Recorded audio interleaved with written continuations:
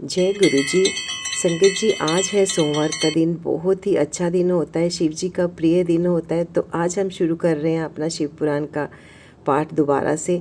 बीच में विराम हो गया था। वो कहते हैं ना कि जो भी कुछ होता है, जब हम गुरु जी के चरणों में आ जाते हैं, गुरु जी के चरणों में अपना शीश रख देते हैं, अपनी ज़िंदगी उन्हें समर्पित कर देते हैं, तो फिर हमारी ज़िंदगी में हमारा कुछ नहीं रहता संगत जी। फिर जो भी करते हैं वो गुरु जी करते हैं। गुरु जी खुद भी ये कहते थे कि ਜਦੋਂ ਤੁਸੀਂ ਮੇਰੇ ਕੋਲ ਆ ਜਾਂਦੇ ਹੋ, ਉਦੋਂ ਤੁਸੀਂ ਇਹ ਨਾ ਸਮਝੋ ਕਿ ਤੁਹਾਡੀ ਕੋਈ ਚੀਜ਼ ਜਿਹੜੀ ਹੋ ਰਹੀ ਹੈ ਉਹ ਇਤਫਾਕ ਹੈ ਜਾਂ ਐਵੇਂ ਹੀ ਹੋ गई। वो सब कुछ करने वाला मैं हाँ। तो सब कुछ गुरु जी की आज्ञा के बिना कुछ भी नहीं होता। जो होता है गुरु जी की आज्ञा से ही होता है। तो शिव पुराण के पाठ का बीच में रुकना शायद गुरु जी की यही मर्ज़ी थी। 19 अप्रैल को मैंने लास्ट अध्याय इसका पढ़ा था, जो मैंने हमारा चल रहा था रुद्र संहिता का कुमारखंड, और आज है जी 6 मई। तो गुरुजी ने आज मुझे कहा कि तू शुरू कर, और मैं इसको पढ़ रही हूँ। संगत जी, बहुत ही दिल से ये पाठ शुरू करते हैं, और वैसे भी कहते हैं कि जो जब भी इसका शुरुआत करो शिव पुराण के पाठ को, हफ्ते के बीच में बिल्कुल नहीं करनी चाहिए। या तो मंडे को करो और या करो इसको श्रावण के महीने में, जो शिव जी के अति प्रिय दिन होते हैं। तो हमने उनकी आज्ञा का संपूर्ण पालन किया है, और मैंने बहुत पंडितों को पूछ कर ही इसकी जो शुरुआत की थी वो की थी कि कैसे करनी है, क्या नहीं करनी। और बहुत पवित्र पाठ चल रहा है हमारा। गुरु जी हमेशा कहते थे कि शिव पुराण का पाठ एक बार जरूर लाइफ में पढ़ना चाहिए या सुनना चाहिए। तो मैंने इसी उसको रख के, उनके इसी वचन को सामने रख के ये पाठ की शुरुआत की थी। तो आज हम दोबारा से इसको शुरू करते हैं सोमवार के दिन 6 मई को। चलिए संगत जी, गुरु जी से आज्ञा ले लेते हैं सब मिलकर।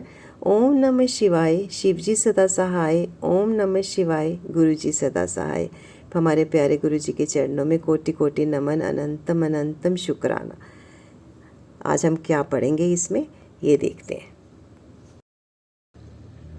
सर्वदेवमय रथ का वर्णन, शिवजी का उस रथ पर चढ़कर युद्ध के लिए प्रस्थान, उनका पशुपति नाम पड़ने का कारण, शिवजी द्वारा गणेश का पूजन और त्रिपुर दाह, मैं दानव का त्रिपुर से जीवित बचकर निकलना। तो संगत जी, ये सब हम पढ़ेंगे आज इस अध्याय में। तो शुरू करते हैं। व्यास जी कहते हैं, शैव प्रवर सन्नत कुमार जी, आपकी बुद्धि बड़ी उत्तम है, आप सर्वज्ञ हैं। तात, आपने परमेश्वर शिव को जो कथा सुनाई है वह अत्यंत अद्भुत है। अब बुद्धिमान विश्वकर्मा ने शिव जी के लिए जिस देवमय एवं परमोत्कृष्ट दिव्य रथ का निर्माण किया था उसका वर्णन कीजिए।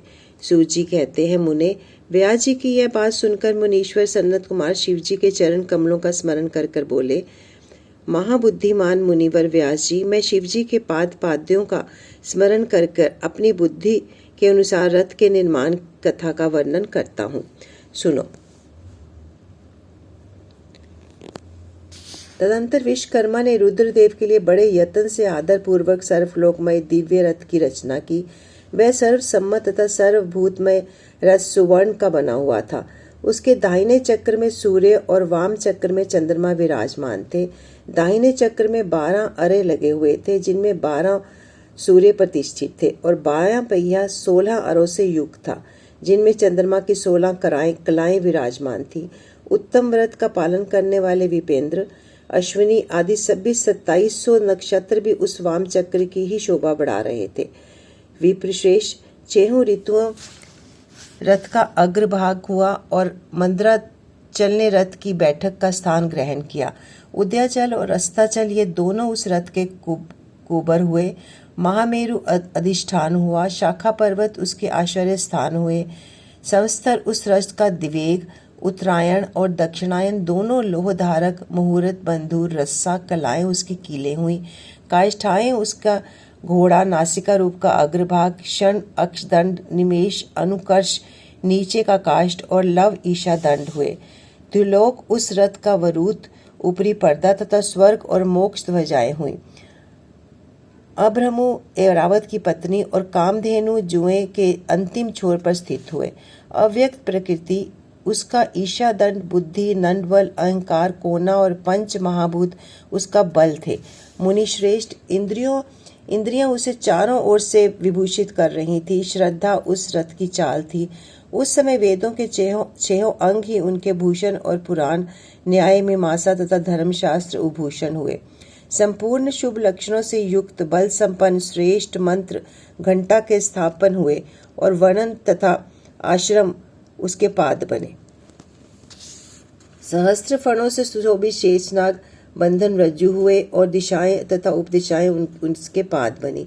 पुष्कर आदि तीर्थों ने रतन जटित सरवणमय पताकाओं का स्थान ग्रहण किया और चारों समुद्र उस रथ के आच्छादन वस्त्र बने।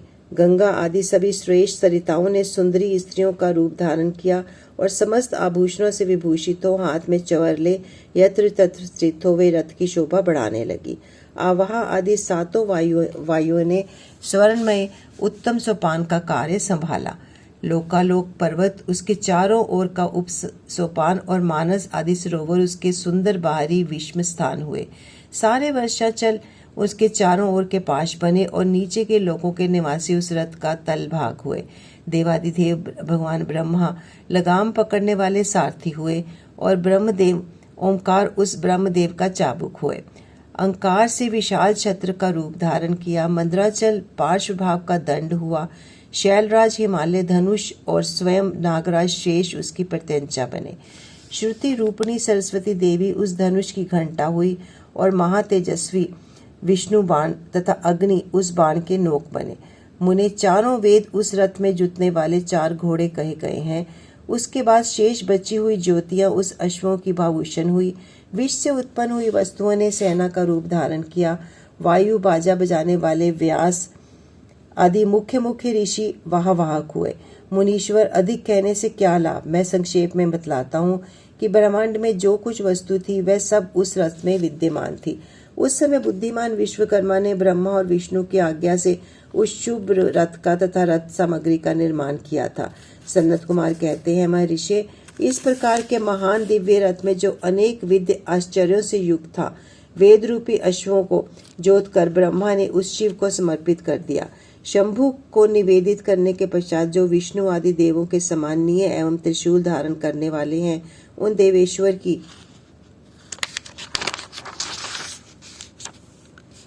प्रार्थना करने पर ब्रह्मा जी उसे उस रथ पर चढ़ाने लगे।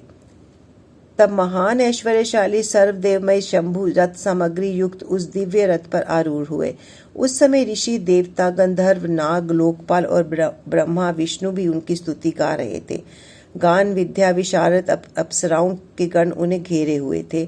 सारथी के स्थान पर ब्रह्मा को देखकर उन वरदायक शंभु की विशेष कृपा हुई। लोक की सारी वस्तुओं से कल्पित उस रथ पर शिवजी चढ़ ही रहे थे कि वे संभूत वे घोड़े सिर के बल भूमि पर गिर पड़े। भूमि में भूकंप आ गया। सारे पर्वत डगमगाने लगे। सहसा शेषनाग शिवजी का भार ना सह सकने के कारण आतुर हो कांप उठे। उसी क्षण भगवान धरणीधर ने उठकर नंदीश्वर का रूप धारण किया और रथ के नीचे जाकर उसे ऊपर को उठाया, परंतु नंदीश्वर भी रथारूढ़ महेश के उस उत्तम तेज को सहन न कर सके, अतः उन्होंने तत्काल ही पृथ्वी पर घुटने टेक दिए। तत्पश्चात भगवान ब्रह्मा ने शिवजी की आज्ञा से हाथ में चाबुक ले घोड़ों को उठा उन श्रेष्ठ रथ को खड़ा किया। तदंतर महेश द्वारा अधिष्ठित उस उत्तम रथ में बैठे हुए ब्रह्मा जी ने रथ में जुते हुए मन और वायु के समान वेग वाले वेद में अश्वों को उन तपस्वी दानवों के आकाश स्थित तीनों पुरों को लक्ष्य करके आगे बढ़ाया। तत्पश्चात लोगों के कल्याणकर्ता भगवान रुद्रदेव देवों की ओर दृष्टिपात करके कहने लगे, सुश्रेष्ठो, यदि तुम लोग देवों तथा अन्य प्राणियों के विषय में पृथक पृथक पशुत्व की कल्पना करके उस पशुओं का आधिपत्य मुझे प्रदान करोगे, तभी मैं उन असुरों का संहार करूंगा।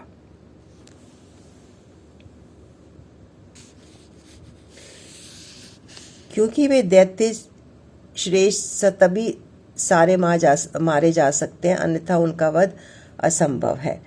संगत जी यहीं पर विराम देते हैं। आगे का पाठ हम गुरु जी की आज्ञा लेके कल से पढ़ेंगे। ओम नमः शिवाय। शिवजी सदा सहाय। ओम नमः शिवाय। गुरु जी सदा सहाय।